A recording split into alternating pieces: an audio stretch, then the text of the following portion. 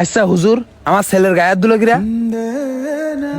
আপনার ছেলে খুবই বেয়াদব হয়ে গেছে, তাছাড়া পড়াশোনায় অমনোযোগী এবং রাত্রিবেলা হলে ছাত্রদের ট্যাঙ্ক থেকে খাবার জোর করে খায়। তা দেখে আমি একটু শায়েস্তা করেছি। আমি কখনোই হাত দিই না ওর গায়ে। এই বয়সে তো ছেলেবেলা দুষ্টুমি করবে, এই বয়স ছাড়া কোন বয়সে দুষ্টুমি করবে? তাই বলে ছেলেবেলার গায়ে হাত দিতে হবে? না না ভাই, তাই না। ঘটনা হচ্ছে এই বয়সে তাকে যদি ন্যায় অন্যায়ের শিক্ষা না দিই তাহলে তো সে শুধরাবে না, তাই ওর গায়ে হাত দিছি। আবার মুখে মুখে তর্ক করে।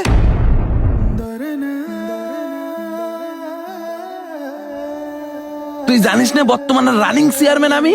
তোদের কোনো কিছুতে কমতি রাখি আমি? তোরে প্রত্যেক মাসে কি কম টাকা দিয়ে যাই আমি? আর তুই আমার ছেলের গায়ে হাত দিলি? তোর এত বড় সাহস? আবার মুখে মুখে তর্ক করতেছিস তুই? আমি যদি মনে করি এই মাদ্রাসায় তো চাকরি থাকবে না, তাহলে 1 মিনিটের ভিতরে এই মাদ্রাসা থেকে আমি তোরা বের করে দিতে পারি। আসসালামু আলাইকুম। ওয়ালাইকুম আসসালাম। কেমন আছেন হুজুর? আলহামদুলিল্লাহ। রহমান ভাই, হুজুরের সাথে